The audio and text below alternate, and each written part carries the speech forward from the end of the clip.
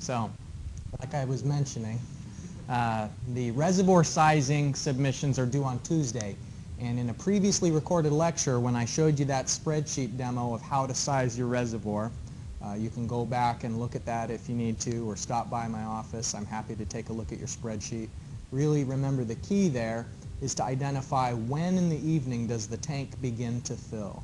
And that's the row that needs to be at the top of your list, where the flow coming in to the tank is the average daily flow during your design day, and the flow going out of the tank is the digitized curve that you submitted in a previous assignment. And from there, what you're calculating is the volume that came into the tank during a 1 hour period, the volume that went out of the tank during that same 1 hour period. The difference between the two will tell you how much was either added or taken away from the tank during the 1 hour period, and then the accumulated difference is going to be how large the tank needs to be to store all of the water, that the net accumulation during that day period. So let me know if you have any uncertainty. I think that it's probably the easiest of the 3 parts that you have to submit a draft for. You know, you've done your demand estimation, your network sizing. This should be the simplest of those 3 submissions to date. A week later, on the 15th, you'll have homework 11 due. And in fact, you can start on homework 11 after today. The fact that we've got so much time for that isn't a reflection that you won't actually get to any problem-solving stuff till later. We're going to be covering some examples today that directly feed into that assignment. So it's always better, for efficiency's sake, to get an early start on homework rather than waiting long enough till you've forgotten what you heard in class and then having to relearn it all over again to do the homework assignment. So better to do it soon and then forget it, right? Any questions about these announcements? Yeah.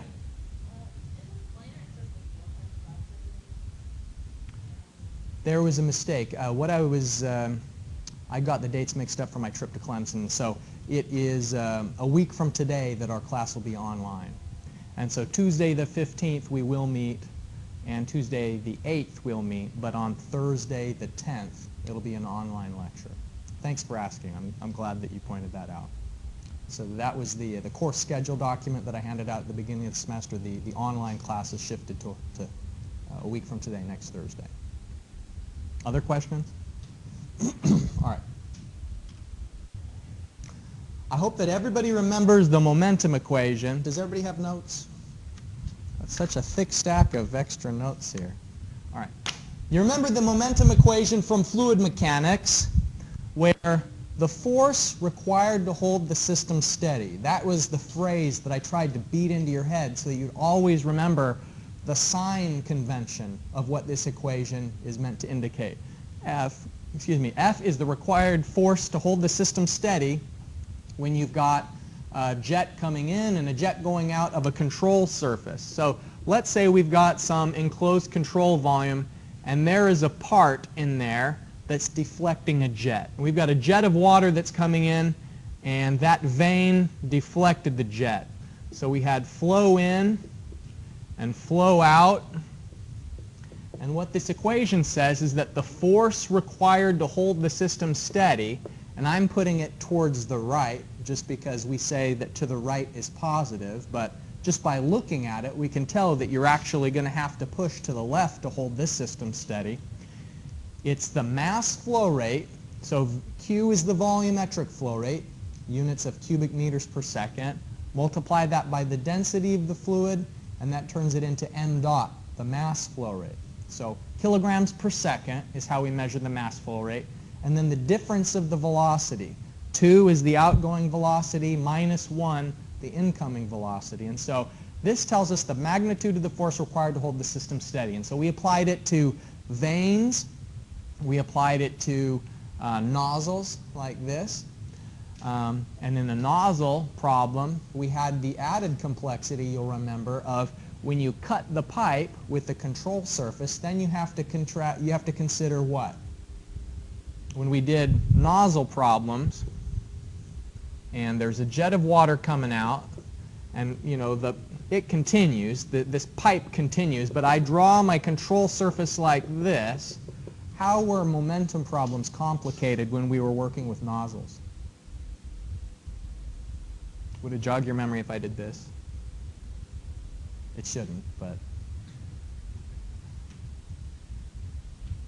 any remembrances of how this equation changes? F is the force required to hold the system steady. And so there's some flange here. And when we cut the pipe, remember, it's as though there's another force here. We had to say the pressure times the area.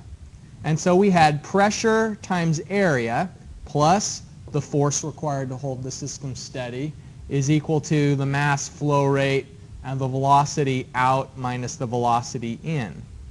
So cutting that control surface and accounting for the external forces was the complicating factor. Now, when we have open channel flow, we can also consider momentum in the same way that we considered momentum here for pipe flow. So what I've just depicted here on screen is water. Water is flowing downhill. Do we have uniform flow? This black line is the channel bottom, and the blue line is water.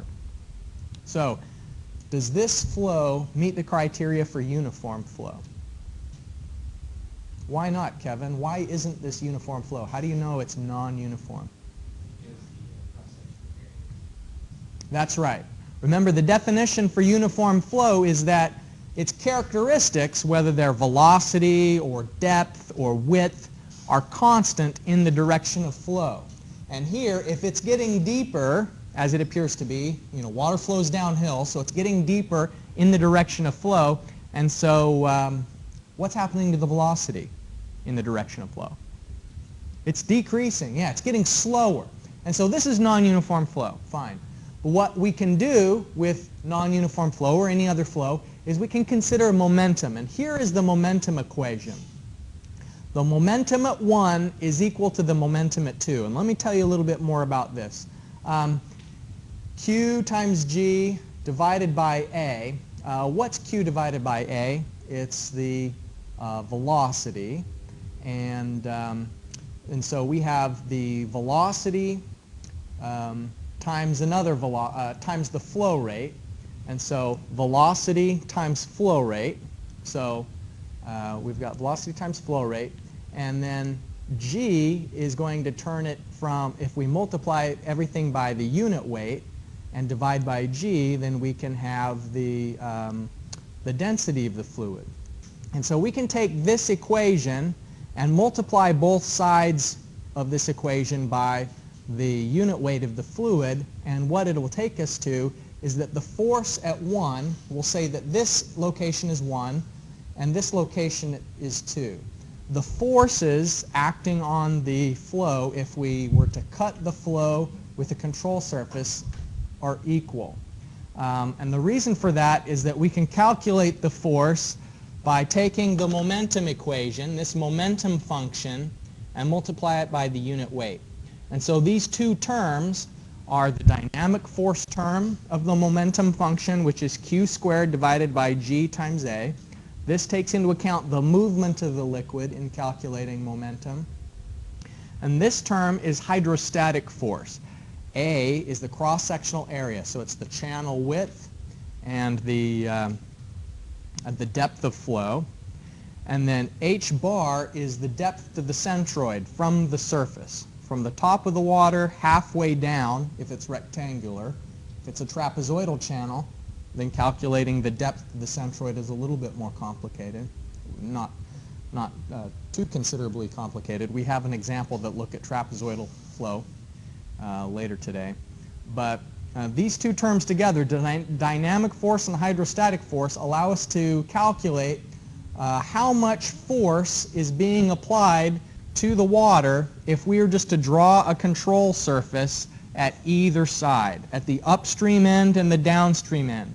And so how much momentum is here is accounted for by the movement of the fluid, and then we also have to account for the external force, the A times H bar. So the A times H bar is kind of the equivalent of how we accounted for the pressure times area external to the flow, we had to separately account for pressure times area as another force.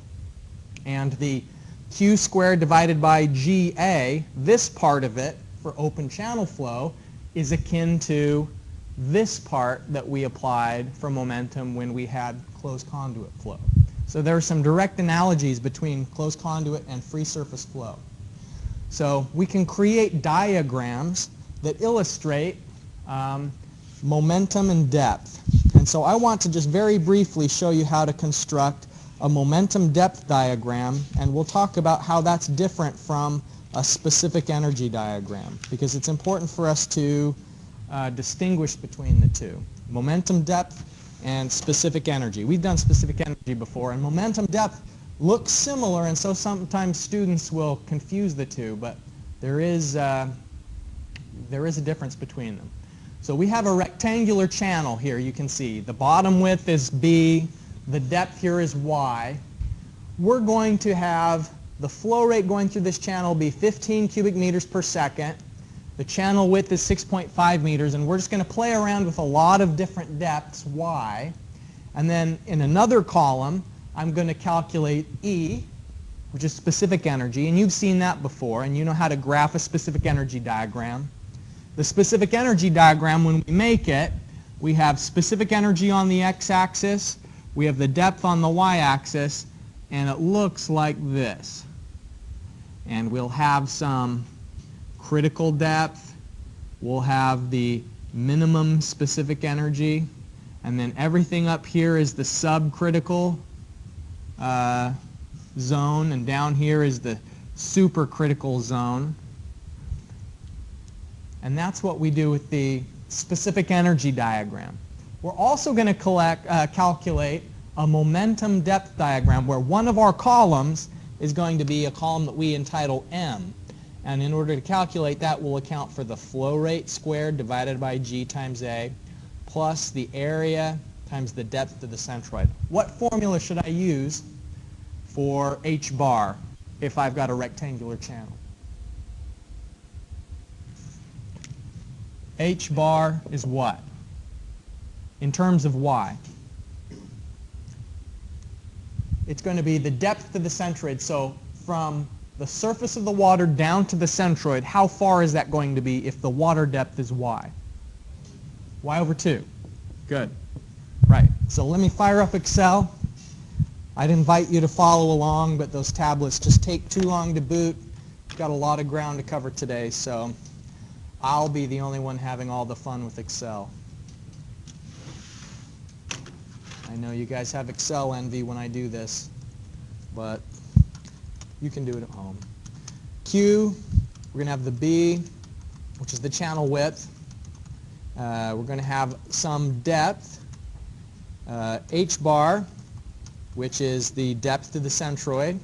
We will have the cross-sectional area of the channel. We will have the velocity of the channel. The specific energy, which has units of meters, and then momentum. What are the units of momentum function? Let's go back here and look at this. What will be the units of the momentum function? The easiest way to find out is just area times H bar. What are the units of area times H bar? Cubic meters. Seems like a weird unit system, but that's what it is. Momentum has units of cubic meters. All right, so we're going to do a bunch of different flow rates that all have, or I'm sorry, a bunch of different depths that have all of them 15 cubic meters per second. And the channel width is always going to be 6.5 meters. But now I want to play around with a variety of different depths. I'll do 0.2, 0.3, 0.4, 0.6.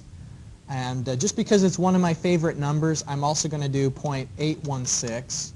I'll do 1, 1.2, 1.4, 1.6, and so on. If you think about it, that really is a wonderful number. 2, 2.4, 2.8, 3.2, and 4. Just to cover the spectrum. All right, so H bar is, as you mentioned before, it's just going to be the depth divided by 2. And I can double click here to drag that down. The cross-sectional area is going to be the channel width times the depth. Okay, so we've got cross-sectional area. What should I do for velocity? So obviously you don't even want to say it. It's Q divided by A. Rhetorical questions are the worst, right? All right. Now E, if we go back to the formula for E, here's E. Let me paste it over here so we can refer to it. It is the depth, so the depth plus the velocity head. So V squared divided by 2G. All right. So we've got specific energy. And you'll notice that I'm decreasing the number of digits. And I do that just because, you know, if you've got all of these, it just makes the spreadsheet kind of messy. And these numbers at the end don't matter very much. So why display numbers that don't matter very much? So it's just to make things a little bit more neat and tidy. So there's less exhaustion. Now here's the momentum function. We'll paste the momentum function in. All right, so it's going to be equals Q squared, all right, divided by G, 9.81, divided by A. Now by now, this dividing by and then dividing by again, I hope doesn't make anyone too uncomfortable. Plus the area times the depth to the centroid. So we've got our momentum function here. So how much momentum is there when the depth is 0.2 meters? There's 17.77 cubic meters of momentum. That is a really strange unit. But it all works out in the end. All right, so what we're going to do now is calculate, or rather depict the specific energy diagram and the momentum depth diagram. So here I'm going to insert an XY chart. And I'm going to select data from on my x-axis. I want that to be the energy. And then on my y-axis, I want to have the depth. Okay? And actually, I guess it's better if I connect the dots on this one. It helps to illustrate it a little bit better. So I'm going to connect the dots. There we go. And boy, it kind of works out great, but my favorite number in this case, the 0.816, it looks like that's the critical depth. So we've got a nice, well-characterized curve because we picked out some depths that were less than the critical depth and some depths that were more than the critical depth. All right, so this one was the specific energy diagram, SED. And just for sake of completeness, I'm going to add axis titles so that we know here in the vertical axis this was the depth, y, in units of meters. And here on the x-axis that was specific energy with units of meters. All right, nice. I'm going to just use that, copy, Control-C, and Control-V to paste, and then I'm going to change, rather than, you know, I've got some formatting already the way I like it. I'm going to go in here and select data, and I'm going to edit because I want it to use different, let's see, maybe I can do it this way. If you click in here, yeah. If you click the numbers, I can just drag these over like that, and now it's graphing the other column. So that's a nice feature. And I'm going to change this MDD, Momentum Depth Diagram. And then I also need to change the here from specific energy, now I'm going to call it momentum function. It's a graph of the momentum function m, and it has units of cubic meters. All right. So Any questions about that? 4. Did it include all the data? Yeah. All right. So why isn't it going over to 50? Oh, it's, yeah, here. So maybe if I wanted to have, I'm going to say 0.1, just because that sort of rounds out the curve a little bit more over there. All right. So that's an illustration of the difference between a specific energy diagram and a momentum depth diagram. Who can remind me, when do we use a specific energy diagram? What's it for?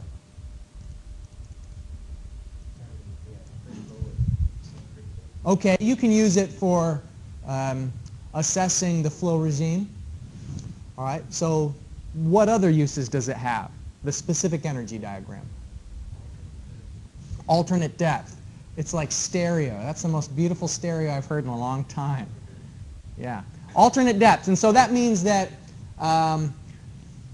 there can be a depth that is subcritical and a supercritical depth that have the same amount of specific energy.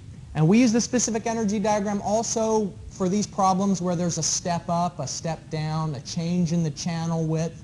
That tells us what is going to be the new depth, because what we did was we put our delta z, we added or subtracted the delta z depending on whether it was a step down. You know, if it's a step down, then we shifted to the right to find the new depth because we were adding specific energy to the flow. If it's a step up, you'll remember that we shifted to the left to find our new depth. And so that if we had a step up and subtract energy by shifting to the left, then we would have a decrease in the depth if it was subcritical, or an increase in the depth if it was supercritical before.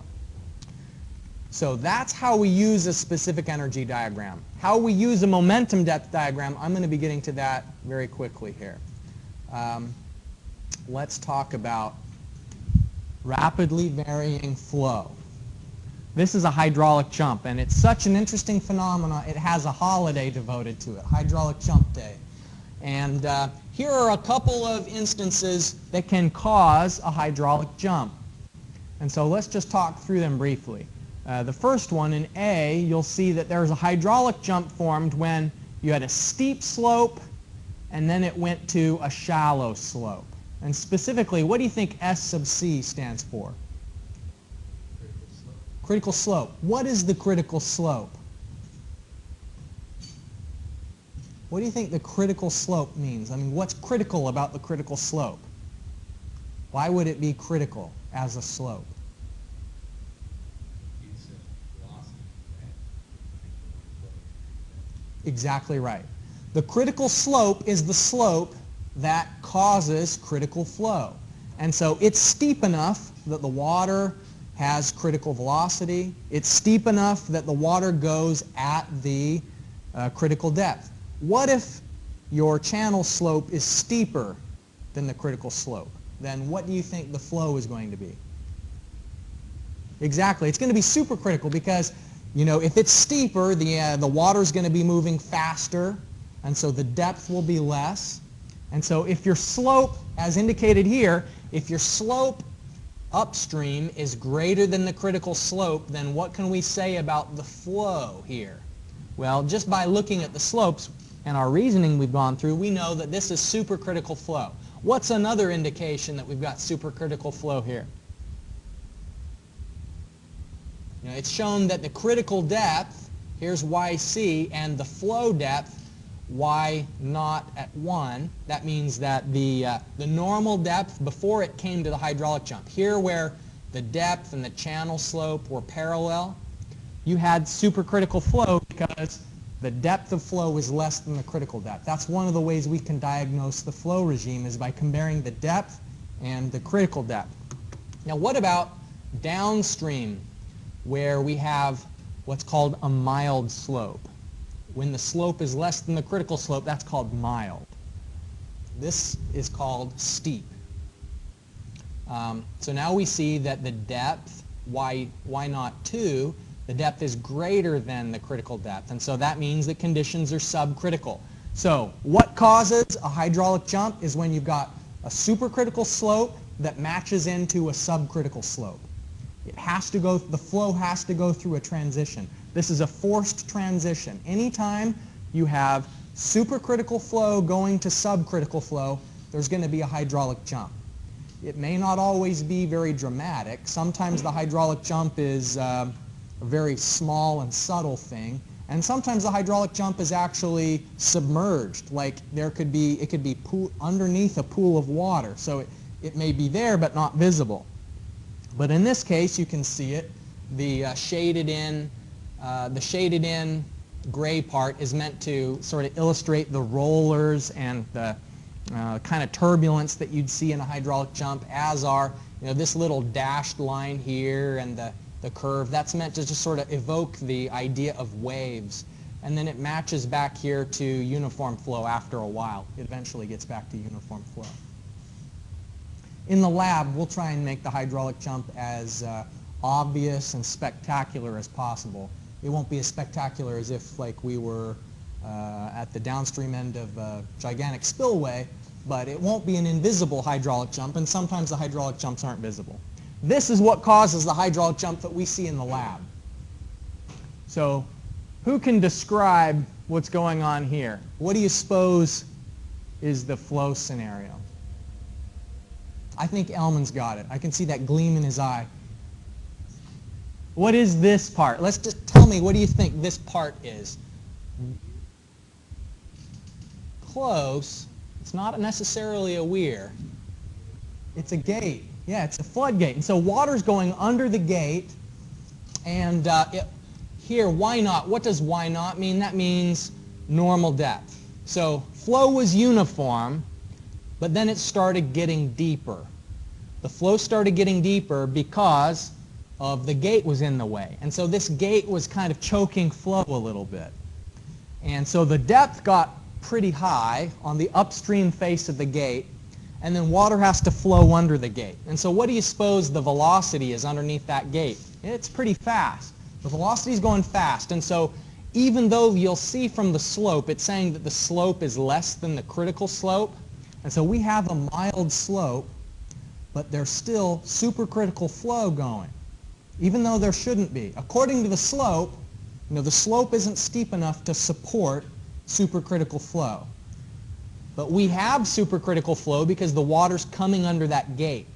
The gate caused, it's pretty high pressure down here. And so it's high pressure down in the fluid, and so it's shooting out from underneath that gate at a high velocity, and it can't sustain it forever. You can't have sustained critical flow if you've got a subcritical slope, and so it's forced to go through a rapid transition. The hydraulic jump is anytime supercritical flow goes to subcritical flow, there will be a hydraulic jump. And so here's another one in case B. Now you know the backstory to case B. All right. So case C, there's another underflow gate. That's what this sharp metal face is meant to indicate, is a gate. And the slope is supercritical. So there's a gate, and this time, instead of having the hydraulic jump after the gate, you'll notice that the hydraulic jump is before the gate. And so the hydraulic jump links two different flow types. What are the flow types that we saw in case A and B? The hydraulic jump is between what kind of flow and what kind of flow? Anytime it goes from super to sub, in between is the hydraulic jump. It's what links the supercritical flow and the subcritical flow. And so here, it's the same thing. Right here, touching the gate is subcritical flow, and upstream a little bit further is supercritical flow. So why are we having the supercritical flow? It's because it's the supercritical slope, and that's what you get. When you've got a supercritical slope, you will have supercritical flow. But then why is there subcritical flow? Why does it need to jump? Taylor, do you have a guess?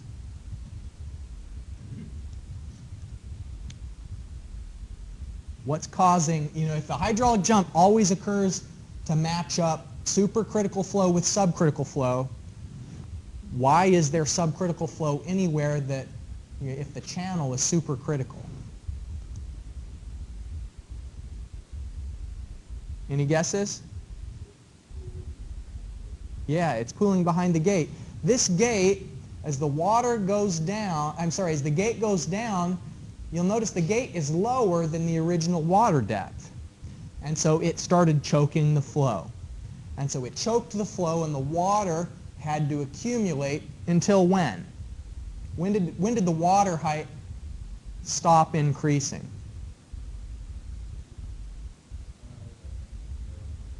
That's right. It stopped pooling when there was enough energy, when the pressure was big enough to force that water out at a high flow rate. When the flow rate out under that gate matched the channel flow, then the water didn't need to pool anymore. The water was pooling simply because you couldn't get enough water through the opening. The flow rate through the opening was less than the flow rate through the channel. And so it pooled, and then all of a sudden, as soon as the water depth got greater than the critical depth, then there had to be a hydraulic jump there. Because anytime you have supercritical flow going into subcritical flow, that will force a hydraulic jump. All right. You know what I'm wondering is for our channel, the one in the lab, I always have B. You know, we always see the hydraulic jump after the gate. But I'm wondering if I could make the gate steep enough to see a hydraulic jump before the gate. I've actually never tried that before. Maybe I'll see, because we can get 3%, but I don't know if 3% is steep enough to have that other kind of hydraulic jump. Finally, as I've mentioned before, you can see hydraulic jumps after a spillway coming off of a dam. And so the water level increased because there was a spillway, and as the water flows down the face of that spillway, it has such a high velocity and it gains so much energy that a hydraulic jump has to form after it downstream. So we've been talking about RVF, rapidly varying flow. You have to know what that acronym means. Later on, we're going to be talking about GVF. Any guesses on what GVF? If RVF stands for rapidly varying flow, what is GVF? Gradually varying flow. So the rapid variation is a hydraulic jump. A gradual variation is anything else. So, you know, the water depth was changing here, but it was happening gradually. It didn't happen rapidly. And later on, we're going to get into the really complicated numerical methods required to calculate what will be the depth a certain distance away from a gate or any kind of a change. And gradually varying flow is pretty complicated, but it's fun. It's fun, but it's pretty complicated. So you've got that to look forward to. So here's our old friend, the momentum depth diagram, and we created one of these earlier. Now, just like how we had alternate depths in the specific energy diagram, we can have two different depths with the same amount of momentum. And those two different depths are called conjugate depths, or sometimes they're called sequent depths. And so there's an analogy between those two terms here. So you'll notice for a certain amount of momentum, you'll have two depths. The depth that's greater than the critical energy will be the subcritical root. It's less than the critical depth. This is the supercritical root. So same kind of concept there as before. So this is a depiction of the hydraulic jump. We've got a depth upstream of the hydraulic jump, a depth downstream of the hydraulic jump. We know that the momentum function is the same at 1 and at 2.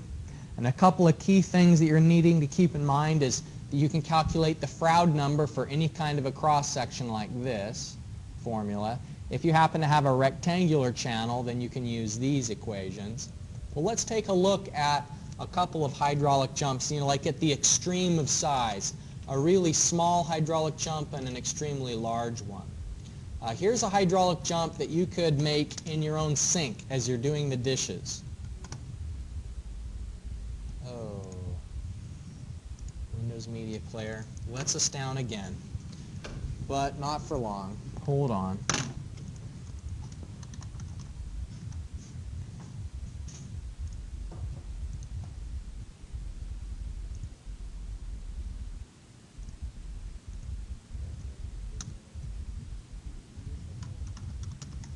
Yes, you can make a hydraulic jump as you're looking into the sink.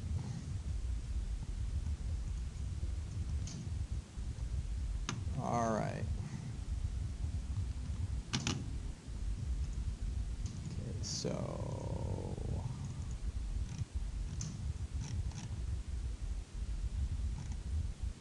hydraulic jump in the sink. Here we go. We don't really need the sound for this one, but you can see water's coming out of a faucet and it's getting onto a plate. This little ring around the edge, that's a hydraulic jump. Here you've got supercritical flow where the water's moving at a high velocity and the depth is shallow. But as you've got supercritical flow and a flat slope. The plate has zero slope, and so it can't support supercritical flow. It's not steep enough. So when the velocity decreases a little bit, then it goes through the hydraulic jump. So you probably have seen that before in the sink. You maybe never thought about it, like why there was this ring around it, but here is the hydraulic jump. All right. And now on a grander scale, here's hydraulic jump as water comes out from a gate. And then, although I wish it zoomed out a little bit further so we could see really what's the context of this, what it is good at illustrating is the extreme amount of turbulence in a hydraulic jump. You can see that there's all sorts of splashing and crashing, and the water here is supercritical. It goes through this really vigorous hydraulic jump. And you can see this channel is made out of concrete, and if they didn't have that channel armored with concrete, then it would just be scoured and there'd be erosion that it wouldn't last 5 minutes if it wasn't a concrete lined channel. So there's a lot of energy loss, and we'll look at the formula today that tells us how we can calculate how much energy loss there is during a hydraulic jump. The energy loss equation is pretty easily. So conjugate depths are the before and after of the hydraulic jump. In that momentum depth diagram that you can make, this is what the specific energy diagram, typical shape, looks like. Specific energy diagram. And so it has it becomes linear. There's a section that gets linear. And it goes at a 45-degree angle. By contrast, the momentum function on the horizontal axis and the depth on the vertical axis, the momentum depth function diagram looks like this. And so if we know what the supercritical depth is, then you'd use the momentum depth equation, the momentum depth diagram, and you could come and find out what the depth after the hydraulic jump is going to be. So you'd have y before the jump, or the upstream depth, and you'd use the momentum depth diagram to tell you what's going to be the depth afterwards.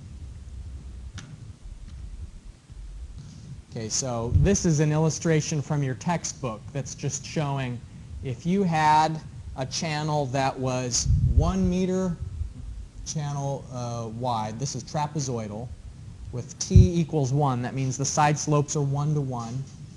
And you've got a channel that's sloped, the channel slope is 12 centimeters per kilometer and 10 cubic meters per second. What they did in this book illustration was the same thing that we did in Excel together, where calculating the momentum function for each of these different depths and then graphing the momentum function and the depth.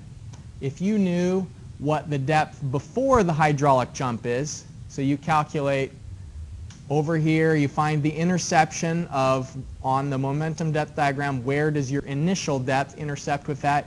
You go back over, intersect the momentum depth diagram again, and come left, and you could find out what the conjugate depth will be. And so after the hydraulic jump, it will go from the supercritical depth to the subcritical depth, and that's how you can graphically solve what the conjugate depth is going to be.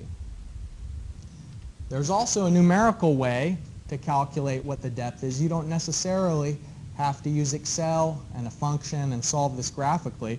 This is called the Bellinger momentum equation.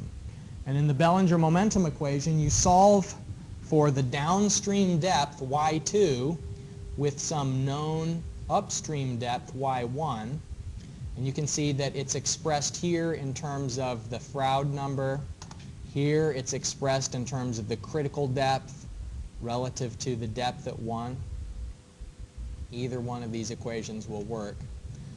But there are a couple of assumptions that go into the Bellinger momentum equation. The first of these assumptions is it assumes a uniform velocity distribution. And how do things usually end up when I tell you about assumptions behind an equation? Well, it usually ends up that I tell you, well, here's all these assumptions that are never true, right? But we're going to use the equation anyway. So this is the disclaimers. This is the legalese of, wow, we've got a beautiful equation and it purports to tell us what the downstream depth in a hydraulic jump is. But the equation is actually not ever 100% valid. It's never going to give you a perfect result because uniform velocity distribution. So this equation assumes that you've got water flowing along and that instead of what we know that there is a velocity distribution that looks like this, where the velocity near the bottom of the channel is low and the velocity at the top of the channel is high, because at the top of the channel it's further away from that surface that's applying resistance. Uniform velocity distribution is, this Bellinger momentum equation assumes that the velocity is the same everywhere. So that's not the best assumption in the world. But it sure makes the computations a lot easier if we assume that. So we'll assume it. It assumes a hydrostatic pressure distribution. So it assumes that as you go down through the fluid, that you can calculate delta P is equal to delta H times gamma. And what's the name of this equation? It's called the hydrostatic equation. And it applies under static conditions. But here the conditions aren't static because the water is flowing. Now it does a pretty good job. It tells you fairly accurately what the pressure is as you go down through the fluid, but strictly speaking, it assumes that the pressure distribution in the liquid is hydrostatic and we don't have static water, we have flowing water. It also assumes that the channel is totally flat, that you have a horizontal channel bed. And so if you're trying to apply the Bellinger momentum equation and you actually have a channel with some slope, then it cannot account for that change in slope over the length of the hydraulic jump. And usually this assumption isn't too bad because usually hydraulic jumps are relatively short. You know, it'll maybe be, you know, the second video we watched, the hydraulic jump is maybe 2 or 3 meters long. And so there's not going to be a big delta Z over the course of 2 or 3 meters. And in the case of the sink, actually, that was a horizontal plate. And so maybe the Bellinger momentum equation did just fine with that one. And finally, it assumes that boundary shear stress is negligible. What that means is it assumes that there's no energy loss, that it assumes that the channel is not pushing on the water in the opposite direction. In other words, it's assuming that the fluid is inviscid.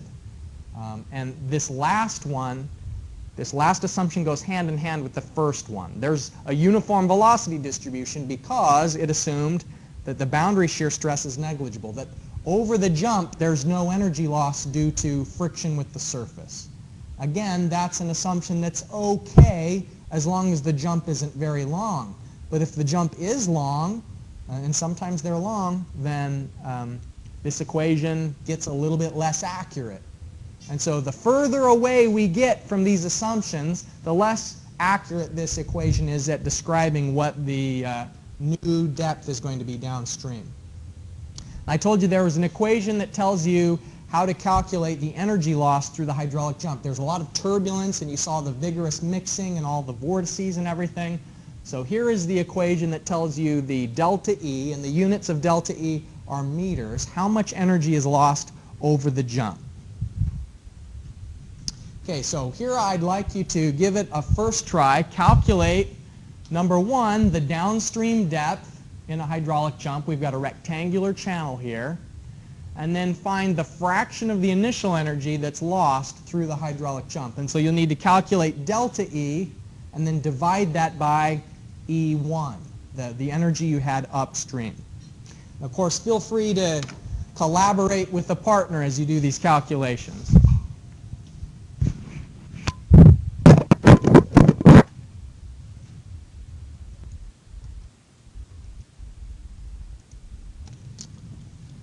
The first thing that we need to do is, if we're going to use the flow per unit width formula, calculate that.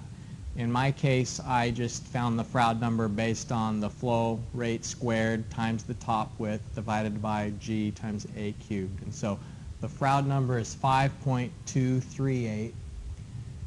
So we can find y2, the downstream depth. It's going to be the subcritical part of the hydraulic jump, using the Bellinger momentum equation, and we get a downstream sequent depth of 5.956 meters. Any questions on how to apply the Bellinger momentum equation to find the downstream depth? You can also use it to find the upstream depth if you happen to know the downstream depth. That is, if y1 is the unknown and you know y2, you can solve it. But the challenge of that, you'll notice, is that the equation is expressed in terms of the Froude number at 1. And so there would be an unknown also in calculating the Froude number as a function of the upstream depth, y1. For the energy loss part of it, we can find the delta E, that's the amount of energy that's lost through the jump, is 6.456 meters, and that's compared to the total initial specific energy that was in the flow at 1. If you calculate, it's the sum of the depth, 0.86 meters, and the velocity head. Now the velocity at 1 is very high. If you calculate the velocity, the flow velocity is 15 meters per second. And that's what we expect for supercritical flow, is for the velocity to be quite high. And so the majority of the specific energy, you'll notice that the specific energy is 12.66 meters. Well, only a tiny fraction of that energy exists as the depth. Most of it is as the velocity head. And so if we find the fraction loss, that's simply the delta E divided by E. And so 6.456 meters are lost compared to the initial specific energy, which is 12.66. And so that's approximately 51%. The loss that occurs is 51% of the initial specific energy that was present. And so a lot of energy can be lost in a hydraulic jump. Any questions about this illustration?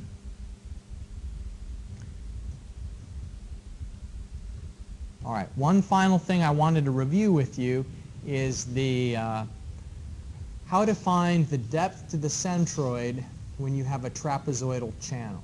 And I bring it up because you have a homework problem where you need to do that very thing. I think the homework problem asks you to make a momentum depth diagram, and it's a trapezoidal channel. And so you'll remember from the momentum depth diagram that one of the terms of the momentum function is the area times the depth to the centroid. And so the depth to the centroid for a trapezoidal channel can be calculated, and let's just do an illustration with that.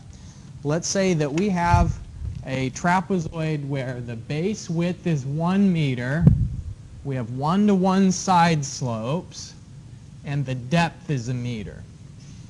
So would you guess that the depth of the centroid is going to be more than halfway or less? Because if it was a rectangle, if we had a rectangular channel like this and it was 1 meter of depth, then we'd simply go, 0.5 meters, and that would put us at the centroid. What about here? Is it going to be more than half a meter or less than half a meter to get to the center of area for a trapezoid? Less, that's right. So if this is the halfway, if this is 0.5 meters, 0.5 meters, we should expect, just based on our instinct, that the center of area is going to be less than 0.5 meters. So let's put that into practice here with this illustration. If we have B is 3 meters, h, according to, well, no, the depth of it is 1 meter. So y is 1 meter. The top width, uppercase B, is 5 meters because we've got 1-to-1 side slopes. That means along the top is the 3 meters of the bottom width, and then 1 meter of width on either side for the triangular section. Okay, so the area is YB plus B divided by 2. Okay, so the area here is going to be 1 meter, 3 meters plus 5 meters divided by 2. So it's 4 square meters is the cross-sectional area.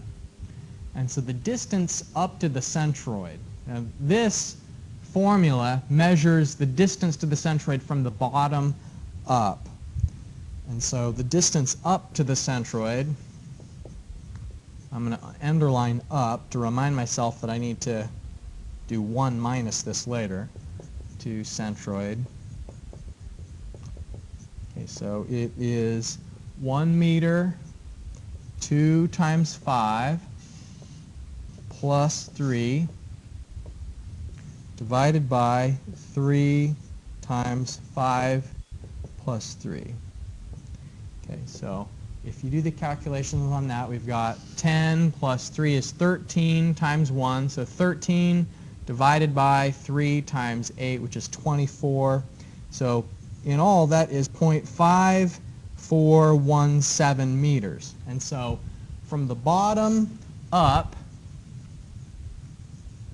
to the centroid, so here's our centroid, it is 0.5417 meters from the bottom up, and so then this h bar would be 1 minus 0.5417 meters. And that's what you're going to need in that homework problem where it asks you to construct a momentum depth diagram for a trapezoidal channel. You'll need to calculate the h bar. But here's an approach that you can use for a trapezoidal channel to find the location of the centroid. Oh, you could. Other questions? All right, well, that's it for today. You're getting out a luxurious 5 minutes early. Let's take a look at some of these announcements here. The project submission is due on Tuesday.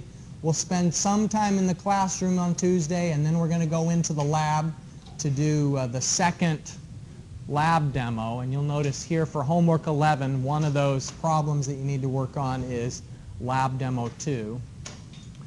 So if you've got any questions, stop by. You know, if you want me to look over your reservoir sizing, I'd be happy to do that before you submit it on Tuesday. But otherwise, I hope you have a great day.